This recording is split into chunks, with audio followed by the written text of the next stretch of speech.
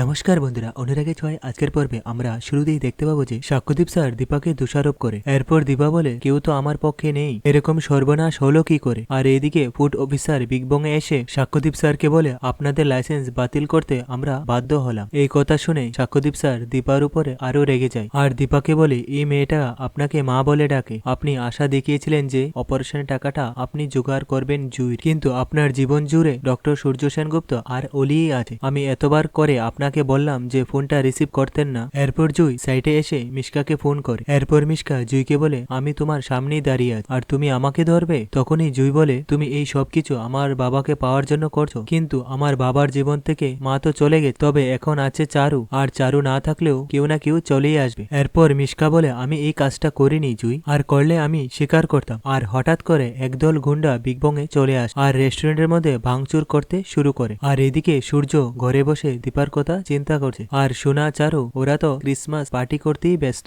এরপর সূর্য ওদেরকে একা ছেড়ে নিজের মতন বিগ বং অ্যাপেটাইটে চলে আসে। আর রেস্টুরেন্টে এসে সূর্য সাক্ষ্যদীপ স্যারকে বলে যে আপনি এত বড় রেস্টুরেন্টের মালিক, তাহলে প্রেস কন্ট্রোল করেননি কেন। এরপর সাক্ষ্যদীপ স্যার বলে দীপা সেনগুপ্ত আমার 50-50 পার্টনার আর ফুড ইনচার্জ উনিই ছিলেন, সেই জন্য ওটা ওনার দোষ। আর এদিকে অলি যখন দেখতে পায় বাবা বাড়িতে নেই, তখনই অলির মাথা খারাপ হয়ে যায়। এরপর চারু অলিকে বলে তোমার বাবা যেখানে আছে আমরা ওখানে যাব। এরপর অলি বিগ বং এ এসে দীপাকে অপমান করতে শুরু করে। এরপর সূর্য চারুকে বলে ও কোথায় কি কথা বলতে হয় ও সেটা জানে না, তবে তুমি তো ওকে শিখাবে, তুমি কেন ওকে নিয়ে আসলে এখন। এরপর চারু বলে আমি ওকে কেন আটকাবো, ওর তো জানার অধিকার আছে ওর বাবা কোথায় যাচ্ছে কোথায় যাচ্ছে না, আর আমারও জানার অধিকার আছে আমার হুডবি আসবেন কোথায় যাচ্ছে আর কি করছে। এরপর জুই বলে এটা তোমার বাবার ড্রয়িং রুম নয় যে আমার মাকে এসে তুমি যা নয় তা কথা বলে যাবে, আর এটা আমার বাবার রেস্টুরেন্ট। আর আমার তো মনে হয় তুমি তোমার নিজের সুবিধা মতো সবাইকে চাও, যেমন বাবা